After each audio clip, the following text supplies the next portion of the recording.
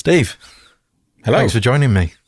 Thank you for having me. I've been excited about this conversation actually because this is one of those brands that I've just seen pop up everywhere from people I know. Oh, good. Phil being one of them. Yeah. I think Luke being another. And it's just, I really want to dig into this because I think this is kind of going beyond just product. It's championing something else. So if you would, I'd love to get a bit of a background about you, who you are, and obviously we'll get into talking about Matt. Yeah. Okay, so I'm Steve, founder of Uncle Matt's. In terms of my background, I've been in e-commerce for 21 years. Have run a pure play e-com business for the last for 12 years. Have advised and consulted with e-commerce businesses for the last 8 or 9 years, mainly VC PE backed businesses. So everything e-com, all the good bits, all the bad bits, everything sort of encompasses it. And then obviously we've got the new projects. So e-com, very, very deep in e-com. Yeah, and you've seen it all then in e-com. You've seen it from humble beginnings, and you've seen it up to 8-9 figures, I guess. Yeah, I mean, when we sort of started the e-com piece 20 odd years ago, you didn't have Shopify and Magento, and it's crazy that just didn't exist. So we built a whole ERP system custom because if you wanted to transact online, that's what you had to do. ERP for the uninitiated. Oh God, I can't remember the abbreviation now. Electronic. Oh God, you retail thing. Platform. Yeah, basically the whole system that powers everything from the front end of the website right through to, in fact, we sort of ERP and CRM system, but right through to transacting and sending the goods out. So all custom built. But and you've obviously your history in e-com. You've been CEO of quite a large brand and seen acquisition happen and exited as well. Just tell us a little bit about that. Yeah, so I joined, so it was a sports business, primarily rugby. We went into football and some other sports over time. But pure play, e-com only business focusing on rugby gear. And joined when the business was relatively small, sort of, a couple £100,000, and we grew it over time to a significant size, and it did become the world's largest online rugby store.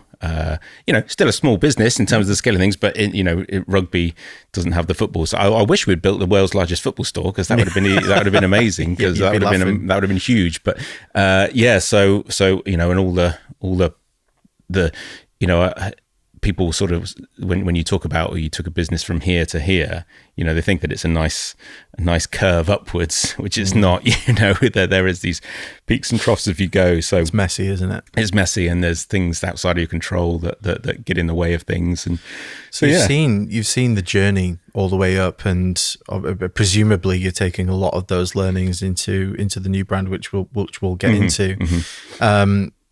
But when you're getting to that kind of level, even if it's like 7 figures a year, what are the big mistakes that you've kind of noticed through your experience, that if you could go back and just go, I wish we'd have done this a little bit differently and we might have got to the next stage a bit quicker? I think there's always the, don't put all your eggs in one basket. We had a significant trade to South America.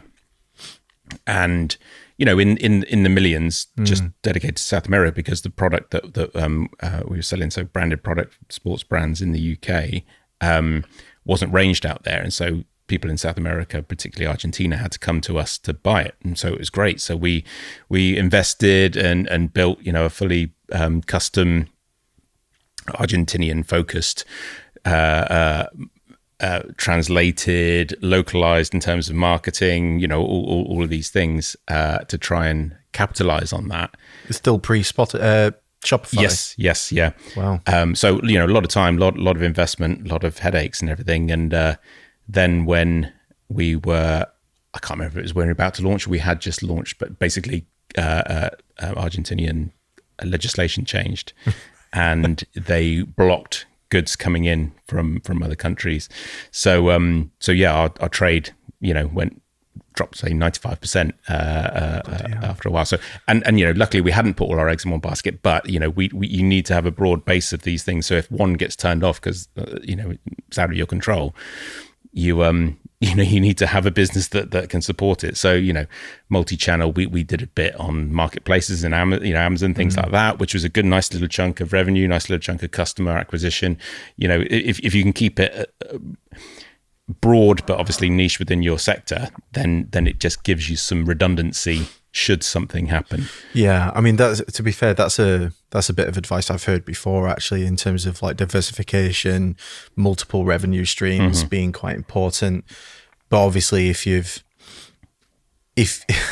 got a section of your business that essentially has its own P&L, that you need to be very, very careful with. That's that, right. And you kind of obviously need to be doing everything you can to switch it off. So taking you right up to today, then. You've been out of that business for 8-9 years, right? So quite a bit of time, and you've probably seen huge changes in the e-com space since then, right? Yes, yeah, and I've worked with, as I say, from an advisory capacity, worked with probably another 20-something brands since then. Some light touch, some a bit more hands-on. So across various sectors, so dog food. Gin, what else? Toilet paper. Nice. So it's quite a interesting and diverse sectors, and it's interesting how sort of some things do cross over, some things are very specific. But I talk about at one time, because there was 2 dog food brands that were invested by a VC at the same time, and so was working cross brands, both dog food, both very, very similar customer. There was one brand was kind of known for more dry food, but got entered into the wet food market, and the other one the other way around. And you would think, similar customer, similar products, that you would think that these things would translate, and you say, well, whatever we're doing here, we'll just do there. But things didn't cross over. So testing is crucial. Yeah, I mean, you're talking my language there. Actually, testing is a huge part of our methodology and our principles at the Growth Guys as well. And it's one of those things that e-com businesses don't do enough of, because they think they know that's right everything about their customer. And we talk about things like radical empathy and try and get into the customer, but you just never know. No. I mean, we've seen some huge surprises when we've been working with clients, but what about your earlier life then? So like what's kind of like led you up into e-com? Because I think for some people that are watching or listening to this, there might be some people going, I really want to get into e-com. I just don't know how. What skills do I need? So like, what was your earlier life? Like what led you into it? Yeah, no, it wasn't actually a plan to get into e-com. Never is. It never is. Yeah. I've been trying to get out ever since. But no, I was, so I studied video production, graphic design, those sorts of creative arts type things, and so I guess probably wanted to be a videographer originally, and then sort of morphed into a graphic designer. So and whilst I was studying, I was working at a sports shop a couple of days a week, fairly large brand that you'll know the name of. And so was managing a sports store sort of 4 days a week and going to uni 3 days a week. That store then got acquired by the business that I then ended up joining. No way. And the founder was saying, well, I think we should take this online. Don't really know how to do it. Wasn't experienced in that sort of space. And, and whilst I wasn't experienced in it, kind of, being that age at around, this was like 04, said, well, yeah, we can get a website up and running. We can do all this. We can do it, so it kind of wasn't planned. And then it was the growth of how we grow that business and moved it solely online. So yeah, it wasn't intentional at all. You're saying that though, but I'm hearing immediately how much of a natural move that would have been, because absolutely you've got the creative skills, clearly creative at your core. You've got the experience working in the shop, so you've almost had that apprenticeship. Yeah. Digital's still fairly new-ish at that point. Absolutely. So you're adopting it. No one knows what's happening. Yeah. So it sounds like it was just the can-do attitude as well. Like, okay. Yeah. And I think it was that, having worked in the sports retail bricks and mortar store and then studied the design, web, video, all those sorts of things, it kind of merged those two things to then say, well, I've been selling sports gear in a store and know kind of the web and design marketing side of things. So actually putting them together into a website did kind of make sense, but wasn't never the. It's funny actually because we're kind of a similar age, and I often think about people in our sort of generation, like mid 30s to mid 40s, and it's thanks for saying mid 30s. Yeah, no, that general sort of like demographic, mid 30s to mid 40s, like we still remember that transition from analog to digital, we were really quick, and I'm not bigging us up or anything. Our demographic our generation have a lot of problems. Yes. We were able to adapt really, really quickly, and I think adaptability. Is hugely important, and maybe something that the younger generations maybe need to adopt pretty quickly. That's because right. it's the rate of change is only getting quicker, right? That's right. And I think being too stuck in this is my job, this is my role, that's what I've been employed to do, kind of actually, I think being able to branch out of that. And for me, it's more interesting, if you go and learn other things, and why wouldn't you want to do that? But yeah, exactly. I think variety really is the spice of life when it comes to work and purpose, and the more things you can kind of like, that's right. lay your hand to, that would be quite interesting. And it feels like we're possibly at this other tipping point where that was the tipping point between, going into e-com. Or whilst it was around before then, that was when it started to become actually, you did a lot of shopping online. But it feels like we're at another tipping point with this AI thing, and I don't want to go on too much about AI, but what does that mean now for the future? And we're kind of at this other, we don't really know what it's going to be like in 3-4 years' time. So yeah, I mean, a lot of people have opinions about it, and again, we won't go into it too much, but it feels like an inflection point, doesn't it? Like we definitely cannot see around the corner. No. There's a lot of people telling very scary stories, Terminator-esque, and then you've got a lot of people who are championing it and going, well, $100 million businesses every week, and hard to find the middle. Yes. Uncle Matt's hats. So tell us the story behind the brand, how it's come around. Well, so although, we have ice cream tubs, and it looks like an ice cream brand, but actually inside here is a baseball cap, like the one I'm wearing. So first and foremost, we're a baseball cap brand. Want to make high quality, comfortable, as eco as we can. This hat's sort of 95% recycled material. So nice. That's kind of the fundamental core. We want to make a decent hat. But the story behind it comes from my brother. So my Uncle Matt's is named after my brother. And sadly, we lost Matt in 2020 during the first lockdown to suicide. And one of the things he kind of struggled on and off in his adult life with his mental health. And in the last kind of 8 years or so prior to us losing him, he was doing really well, and he had inherited my dad's gardening business. So he was self-employed, working, running a business, was traveling, was playing lots of golf, was doing loads of cool things. And then obviously lockdown hit, and he being a gardener, he would kind of work throughout the summer, the nice weather period, and stockpile his cash to cover him throughout the winter when the work wasn't there. And of course, lockdown hit in March, where he normally goes back out to start work again. And so loads of people at the time, one, everybody's home, so they say, I'll do the gardening myself because I'm locked in, they give me something to do. And two, I don't know if I want people around my house, because we didn't know in those early days what it all meant. Yep. And so basically there was no work, and that resulted in a financial situation for him. And so it got to May of that year, on his birthday, actually, on his 44th birthday, and decided can't do it anymore, and decided that was the I guess the way out for him. So it's such an awful story, because you know, a lot of people suffered in that time from mental health. And I think actually, to be honest, we've seen quite a huge, you know, not a resurgence, but a huge surge in mental health sort of topics. Absolutely. And people talking about it because of COVID, because we were all locked down, because we've, you know, only seen maybe the same 3-4 people or no people at all. You know, and loneliness, you know, we got loneliness as an epidemic, mental health as an epidemic, you know, trying to accommodate neurodiversity, and all this kind of stuff.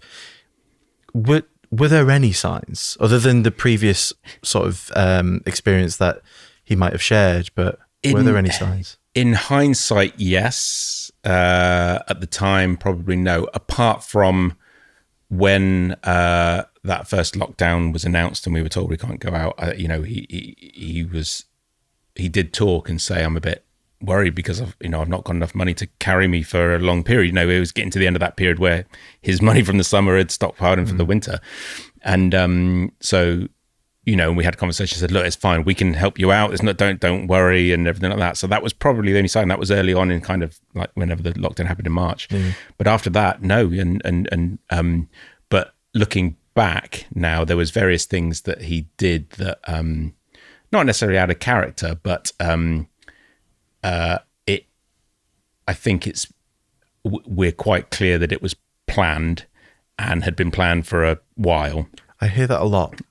I hear that a lot from, you know, hearing stories about suicide, taking your own life, that it's usually planned, and it's almost like because they've made their mind up.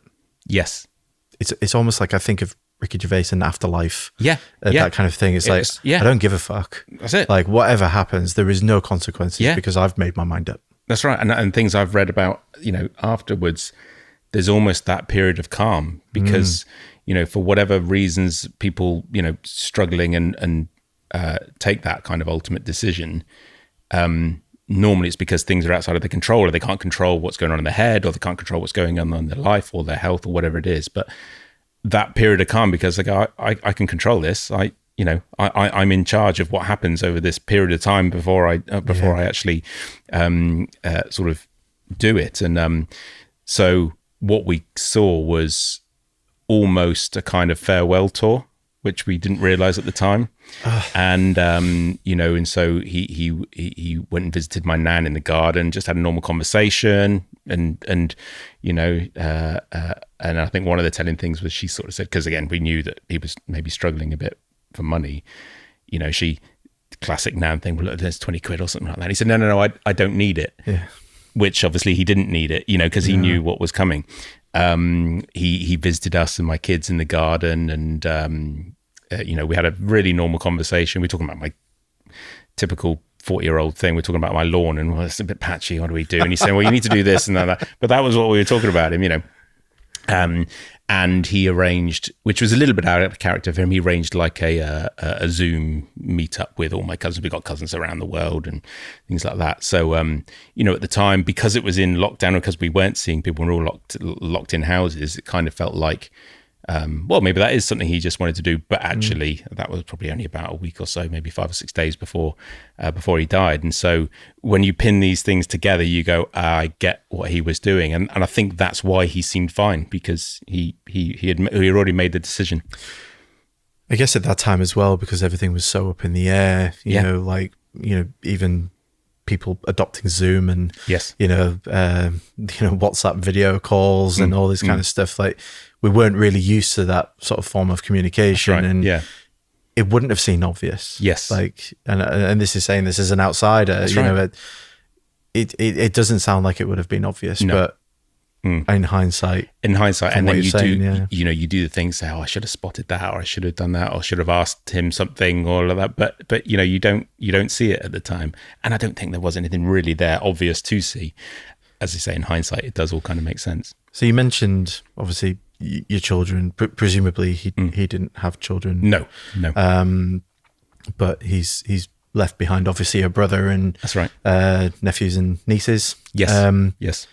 What do they think about it? Like, how do you have that conversation with children? It's very hard because So my little boy, who's now 6, was 18 months at the time, and so almost thankfully I didn't have to have that conversation with him because he wasn't really aware of that, and doesn't really remember Matt.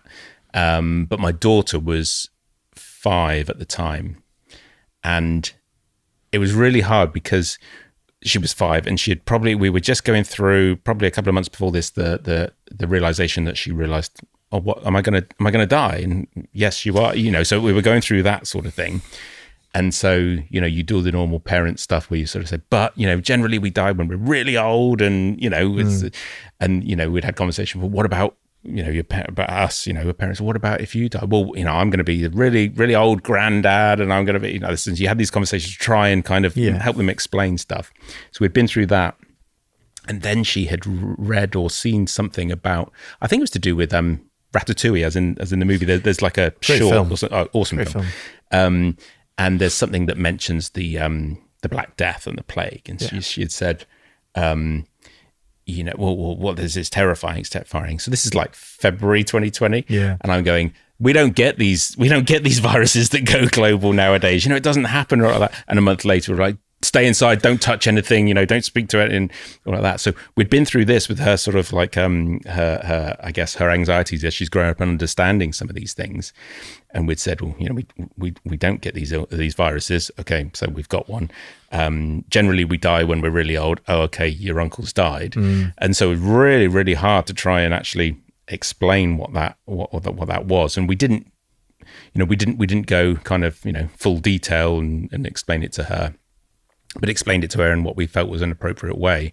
And it's funny, actually, she's then the one that led to the launching of the brand, because about 18 months or so after Matt died, maybe even 2 years, her school book was sent home at the end of term, as they do, to you see what they've been up to. And I was scrolling through her book, and I saw this section on about valuing objects, and they were doing a thing about how you would value an object differently to how I would value an object, and it might be something that is completely worthless, but to you it means the absolute world. And so they were asked to draw something that was meaningful to them, and she'd drawn a baseball cap, and she'd even drawn the little Under Armour logo that was on the front, and she wrote, somebody I love gave this to me, and they've died, but I love this object because it's a memory. I have a memory of him, and I as a dad, then 2 years on, oh, sucker punch, oh my god, and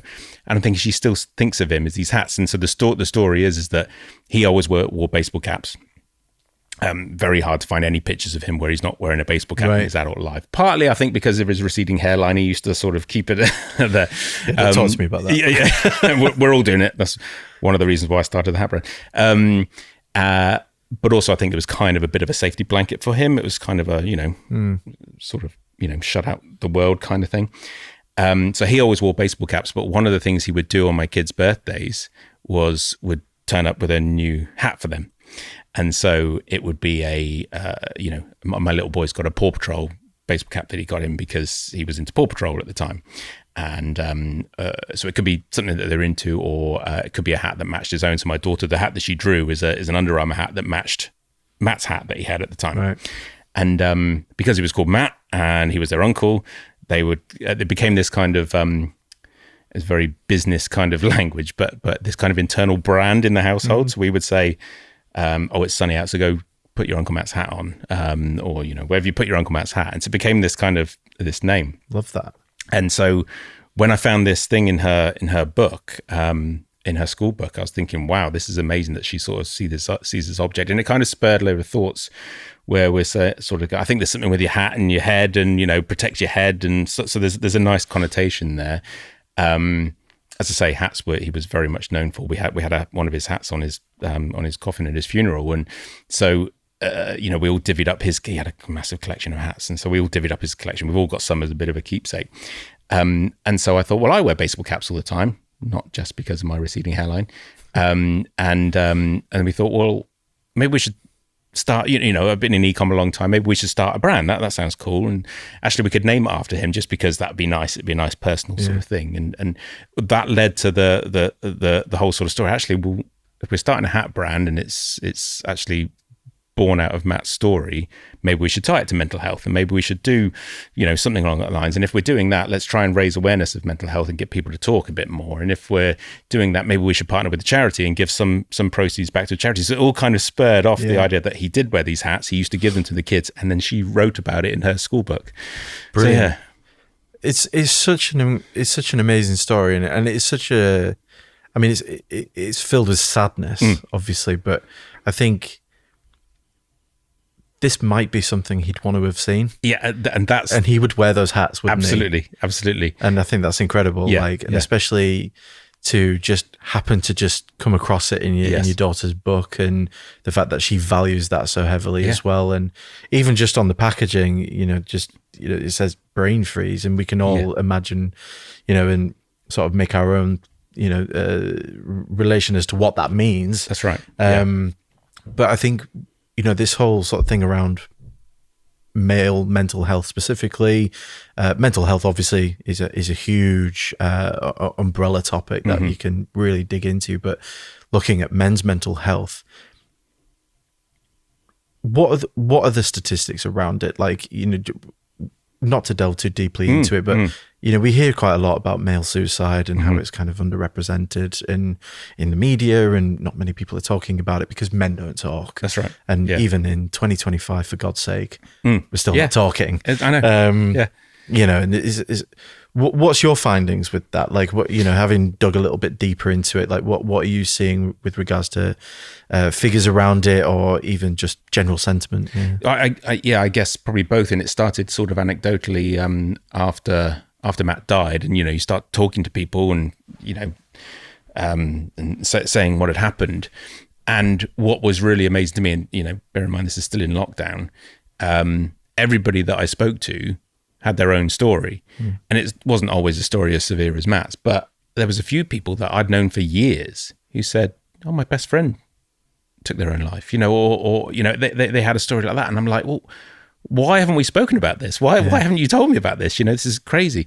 And then it would be, people would say, oh, my brother or my dad or my, somebody in my mate has had struggles, or it would be, I've had struggles myself, and then they would open up and start talking about their own story.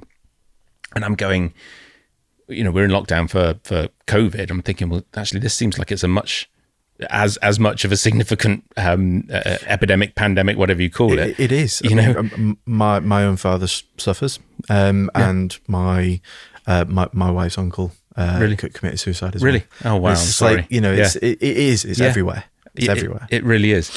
And so, straight away I was like, actually, this seems like what felt very much like an isolated thing that had happened to us. Actually, very quickly, I'd gone, actually, this isn't that unique, sadly.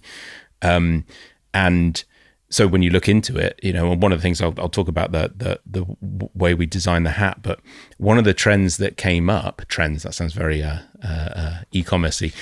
One of the things that people would say when talking about it was, when I'm feeling low, depressed, anxious, whatever it may be, and I see other people, I kind of think, what they've got it sorted. What's wrong with me? Why does everyone else able to cope with life, but I can't? When actually, when you look at the stats, and I think one of the things is at the moment, in the next 12 months, 1 in 4 adults will have a mental health crisis of some sort. And so actually, when you're walking down the street and you go, Christ, what's wrong with me? And you're seeing everybody else getting on with their life and being fine. They're not, a lot of them are looking at you and going, God, he seems all right. They seem all right, We put a mask on, don't we? Absolutely. Absolutely. We need to kind of still operate in normal life. And, yes, we don't want to be, and it's funny actually, because we kind of talk about authenticity as a society, and, in terms of things like personal brand and all that kind of stuff, we talk about authenticity, but actually, we're not really, because we're not showing everything, and I don't believe you should show everything, because there should be stuff that's private to you and what have you. But will walk down the street and you just don't have a bloody clue, No. like what people are going through, and That's right. It's insane. But tell me about the designing of the hat. So that is what resulted in the way we designed the hat. So from the outside, hat is purposely designed to be very clean, very simple, very uncluttered, and the reason behind that is that thing that we found where everyone sort of said, well, everyone else is all right, why me? Why am I abnormal? What's wrong with me? Whereas actually when you get under and you start talking to people, actually have their own story. So whilst it's clean and simple on the outside, it just has our logo. I'll explain the logo in a minute. What we did was we inserted, I should have taken the cardboard out of this one, but we inserted what we call the brain freeze pattern on the inside. Nice. So this is a purposefully designed jumble of stuff that's quite hard to actually see what's in there, but it's got things like burnt out brains, it's got fuel gauges running on empty, it's got a deep fried brains advert, it's got depleted batteries and all these sorts of things.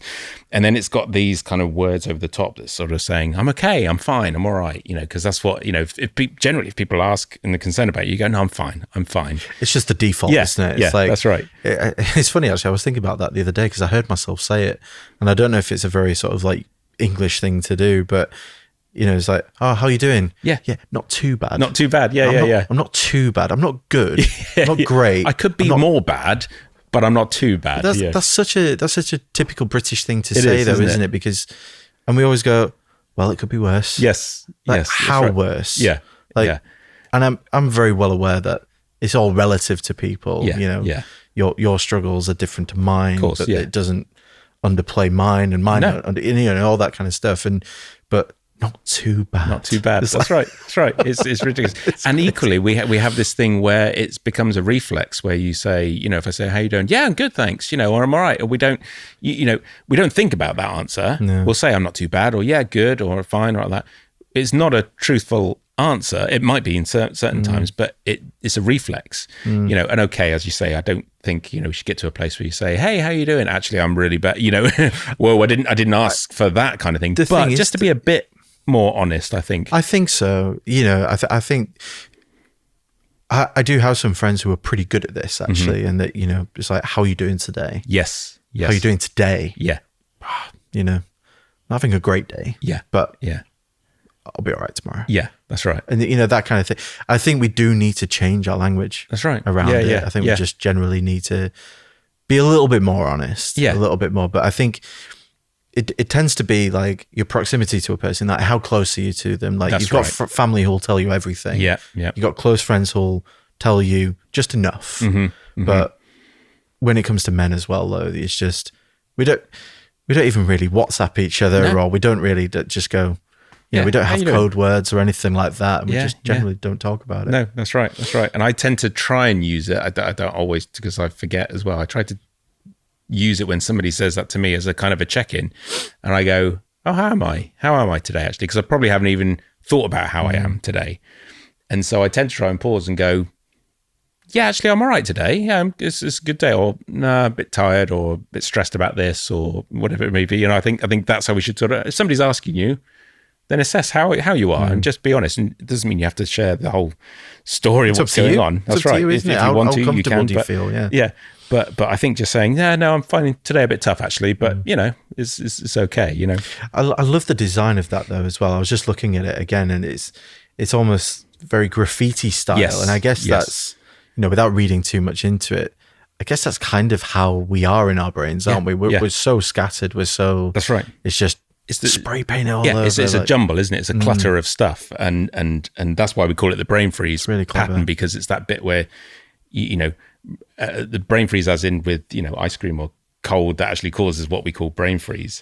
Is that bit where you just go, oh God, that's too much. I can't cope with that pain behind your eyes. I know it very well. Yeah. And so that's what that's supposed to represent. That bit where you go actually just becomes so jumbled or so overwhelming that I can't. It sort of stopped me in my tracks. So that's the idea. We never know what's going on inside somebody's world or inside somebody's head. So from the outside, we might look fine, but actually, it's what's underneath is actually what's going on. And looking at the logo, I can kind of see, the sort of intent behind the branding there, but just explain it for those people who can't really see it very well. So it's a U and an M for Uncle Matt. So that was obviously intentional that was there, but the real reason behind it is if we were to take anybody and track our mental state over time, then and plot it on a graph, as I spend my life doing, plotting things on graphs, seeing how things are performing, we see this pattern, and it's up and down. And so the trouble is we kind of have this expectation that, particularly as men, I think, that we should be here all the time. We should be up there, and we should be good and firing on all cylinders, and we should be performing, and we should be doing, achieving and success and all this stuff. And then when we might be down one of these low troughs, we sort of go, what the fuck's wrong with me? Why am I feeling like this? Yeah. Without going, actually, it's pretty normal for you to feel like this. It's pretty understandable. You've been working nonstop.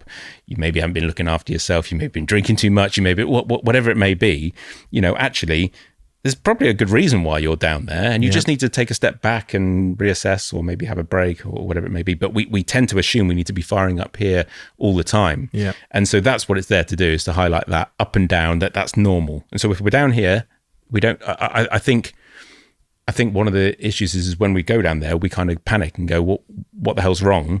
I need to get out of this, and almost, a bit like, fighting in quicksand, struggling to get out and really fighting to get out. Well, actually, just be there for a bit. I think it's because, coming from a scientific sort of like point of view, when we get down to that, it's fight or flight, isn't it? Yes, it's reptilian brain kicking in, and we're not engaging the sort of hippocampus of our brain. We're not thinking logically, we're thinking with emotion. And so I'm trying to get away from that. I got to fight that, or I got to run away from it, or that's what the logo is. So. And just out of interest for the marketers out there, did you engage a branding agency for that, or did you come up with that yourself? No, this is all a mixture of me and my wife. My wife's a graphic designer as Fantastic. well. So I think I came up with that logo. I mean, it's all collaborative, and so it blurs the lines in terms of what we do. But she very much came up with the design of the tub, and so this has all been done kind of organically between us, which has been good. One, because it saved us a lot of money. And you're bootstrapping this, aren't you? Yes. So there's been no sort of external investment. We have had investment from a production point of view, so to produce the first batch. But up until that point, where we were pre-production, everything was bootstrapped. So yeah. And how long's this brand been going for now? Since November last year, so 7-8 months. Right. And how's it gone so far? Good. I mean, it's still early days, and we want to be selling thousands of hats, and we're not selling thousands of hats yet. But in terms of the real interesting thing, which is part of the mission, is that people are really engaged with it. They really seem to love it. They buy into it, and really become kind of brand champions. And the whole reason why we designed the tub and sent hats out in ice cream tubs, which you might go, that's why the hell would you do that? I think it's fantastic. I mean, just putting personal opinion out there. I mean, just want to hold the ice cream tub, because I just think that in itself is just absolutely fantastic. Like, and it's even got, for those people who can't see, it's got the pattern as well in the brain freeze pattern in the tub as well. I just think it's extraordinary. I think you and your wife have done fantastic there. I love it. I love it.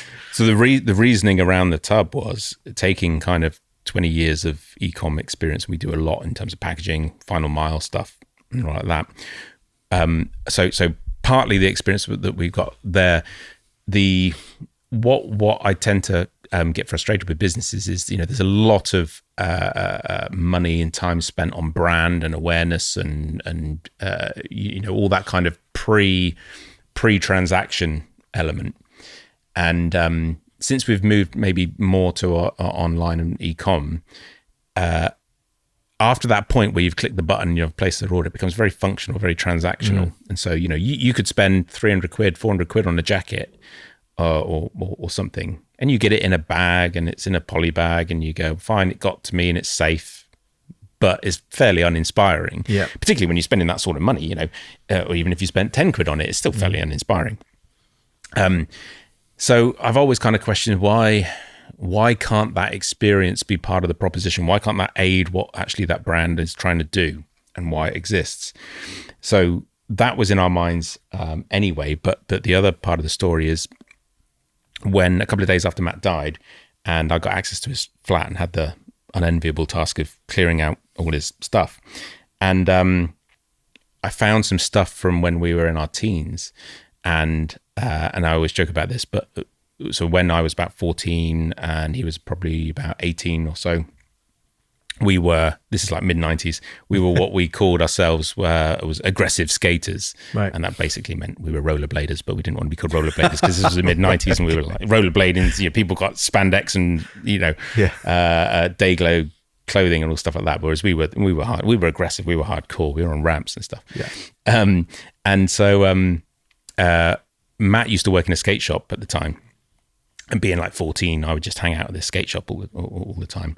And there was a brand called Senate, and it was kind of the first brand that came out of rollerblading, but sort of became a bit more mainstream. And they used to do the normal stuff, the jeans and the t-shirts and the hoodies and all the stuff you would expect. But they also did skate wheels.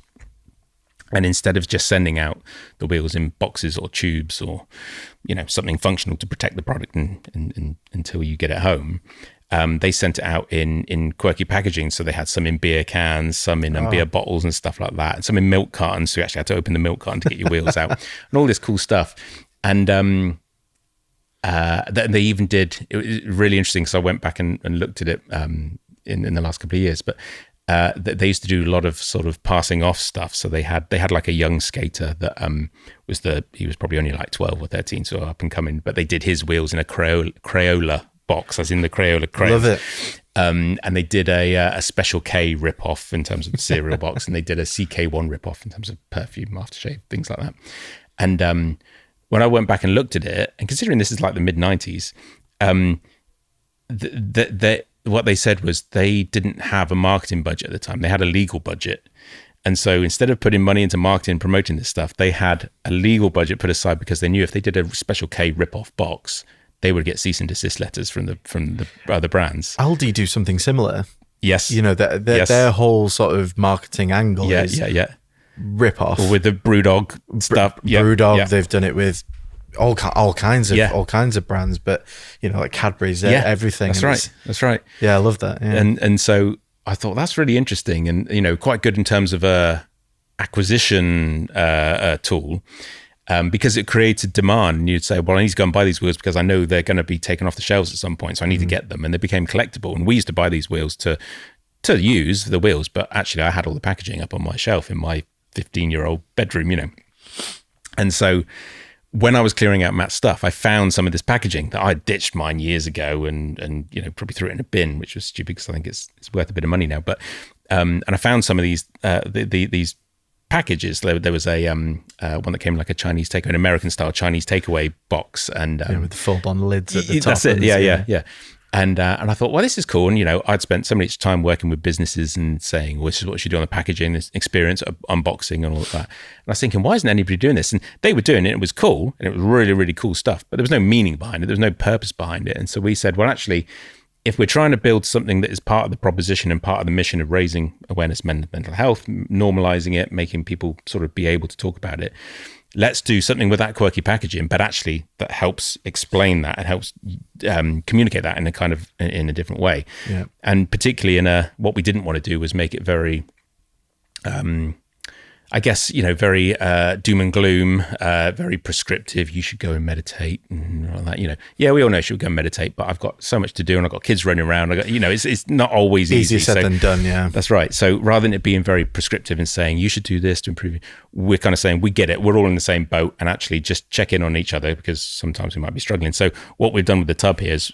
So to emphasize the brain freeze pattern that's on the inside of the hat, we call this Uncle Matt. So it's a fake sub-brand, so Uncle Matt's Brain Freeze ice cream.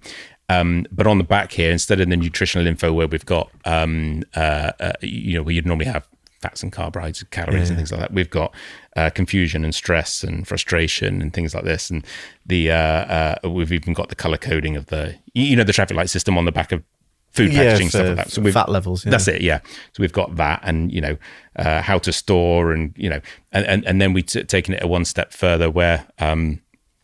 the outer box that this comes in is designed to look like a wholesale box. If you were buying like a wholesale box of Magnums or something like that, it's branded, but it's not consumer branded.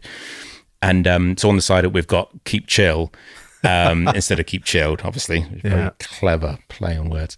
Then there's a little explanation on there for the delivery driver to say, hey, we don't need to really keep this chilled. It's just a way of doing it. So we're talking to the delivery driver, which is, again, an interesting thing. So I thought the amount of handlers of parcels there are out there, why does nobody communicate with them? Why does nobody actually engage as part of that? I was just about to say, what you're actually doing there really cleverly is you're forcing engagement. Yeah. You're forcing just a conversation. It's like, oh, do I have to keep this?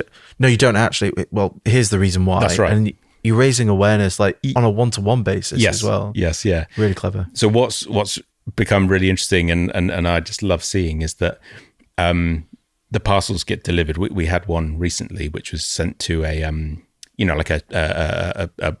tower block in London that had multiple businesses working within it. And so they're signed for in the reception and they've got to make it to the right business. And the customer was saying, I haven't received my hat. And we're saying, well, it's shown as delivered. It was signed by for so-and-so. Anyway, long story short, went round the houses and we find it. They obviously had like a communal area where there was free drinks and stuff like that, like a WeWork type thing. Yeah. And in the fridge, all the drinks had been shoved to one side and there was our parcel shoved in the fridge because someone, I need to keep this refrigerated. And obviously thought, I need to keep it in there like that. And so this hat sat in the fridge for a couple of days without us finding it. So fantastic. So they sent me a photo and I was like, can I use that? Can I put that on social, please? Absolutely. Absolutely. And so where we kind of designed this all around experience, post-purchase experience, and when you click that buy now button, that's where it kind of starts from us. We also use it as an acquisition tool. So we also use it as a way of, we send hats out and ice cream tubs. What? Well, that sounds weird, and a bit of intrigue finding out about it. It then becomes part of our kind of comms in terms of the mission and things like that. It then aids conversion because people go, actually, 9 times out of 10, people are just as excited to receive the tub as the actual hat itself. So it aids conversion. But when people are receiving it, one, they're sharing those funny stories where it's been put in a funny place, or I've got another video of, a voice message of somebody saying, I just had my mum on the phone saying, this ice cream's been delivered. What do you want me to do with it? And he's going, ice cream? I haven't delivered it. I haven't ordered any ice cream. What the hell's going on? Well, you just have to stick it in the thing. And anyway, it turns out it was that. So it creates a bit of a discussion and story around that.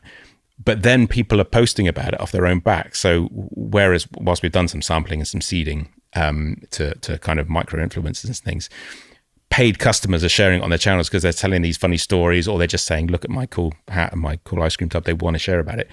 And so it does that organic piece for us where it's getting coverage of the brand out there. What we then do is we reach out to those people and say, loved your content. Can we use it? Normally, because they're not, mega influencers with millions of followers, they'll say, yeah, cool. Yeah, I'd love you to use it. So we take that content and we serve that up as UGC on the website. Yep. So that aids conversion again. And then we also pump that content into meta ads and things like that. So It becomes this kind of cyclical nature of what was the original hook, causes people to want to post about it. They also have some funny stories about it. And then we pump that back in to acquire more customers. So it's incredible. And I, putting my sort of like marketer's hat on, no pun intended, but marketer's hat on as well, is that would have been the natural growth lever anyway. Yeah. Yes.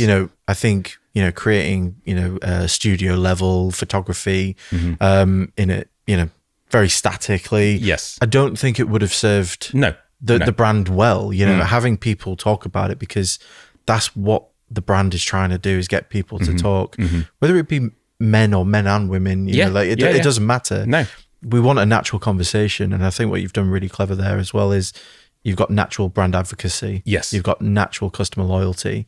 What I'm really interested in, actually, again, from sort of like a growth market position, what's the repeat custom kind of journey for that? Are they collectible? Are you kind of going down that skater wheels route? Or I mean, that's the idea. Obviously, we're early days, so whilst we have had some repeat purchases, mainly from a few people that their dogs ripped up the hat and stuff like that. So I need another hat, and then to come back. But we have had some repeat purchases in terms of people wanting a different colorway or equally gifting. So that's an important part. So the retention piece, not necessarily for own use, is big on that. Where it becomes a gift, and if whatever say I know you've been going through a tough time, stressful time, I'll send you a hat because it's something I know you'll wear, but also you'll like it. It might cheer you up and things like that.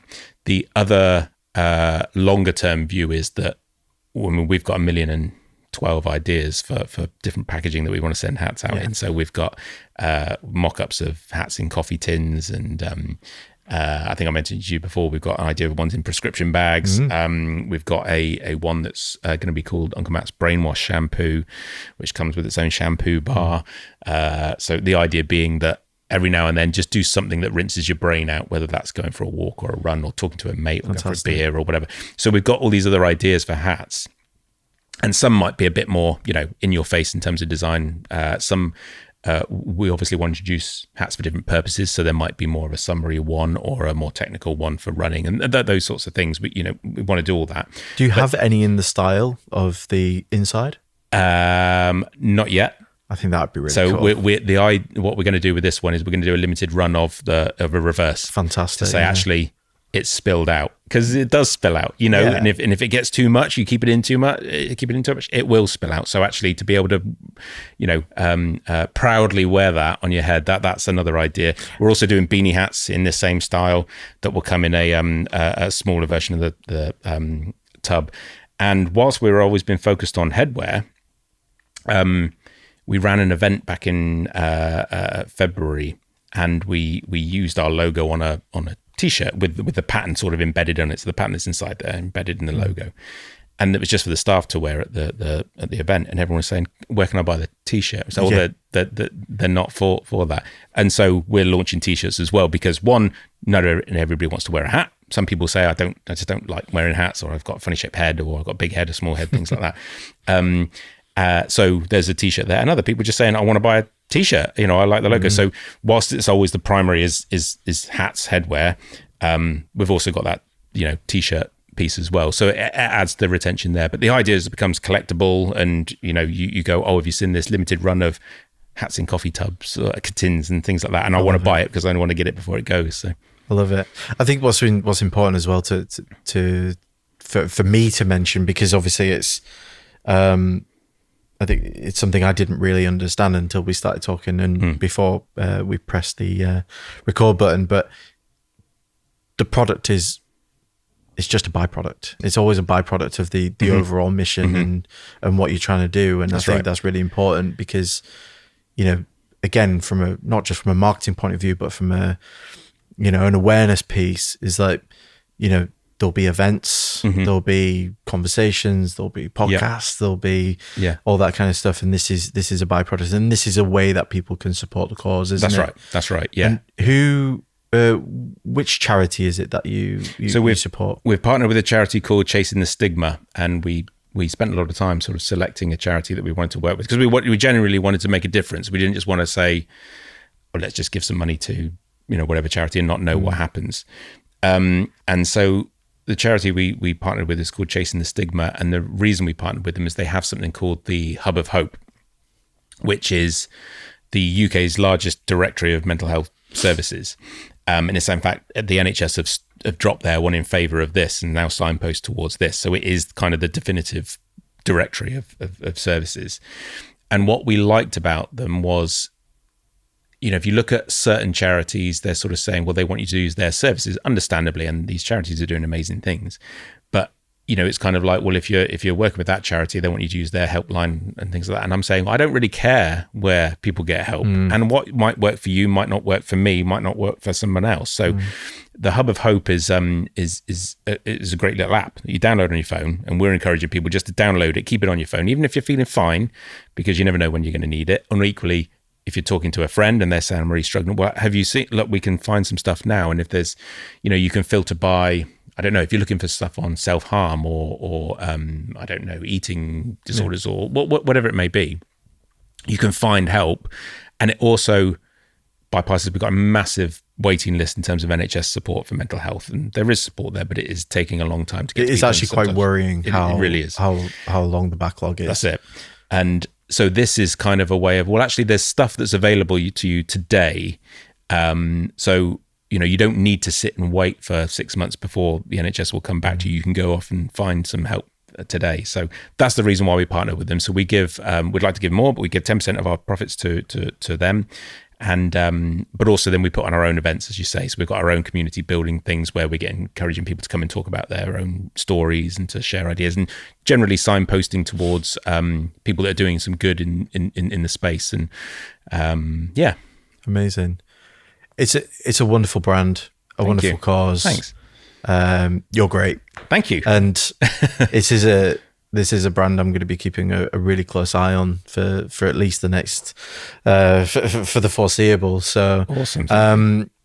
Just for anybody who maybe wants to go and have a look and maybe even buy a hat and support a great cause, what's the URL for the store? So it's unclemattshats.com. And then on all the social channels, it's always Uncle Matt's Hats. So Uncle Matt's Hats on Instagram, Facebook, TikTok. Well played. Yeah. Getting them all unified. That's it. It's all the same. It's the biggest barrier for a lot of brands trying to get everything unified in terms of URLs and stuff. Although someone did point out to me the other day that it looks like Uncle Matt's Shats. So it's a talking point. We'll use that. We'll use that as well. It's a talking point. Love it. Steve, this has been amazing. Thank you so much for making the journey and talking to us as well. And I'll make sure that we link all of the the Hub of Hope and the Chasing the Stigma, and obviously your guys' URL as well, so people can support you. But thanks for coming on. I really enjoyed it. Appreciate it. Really, thanks for having me. Cheers.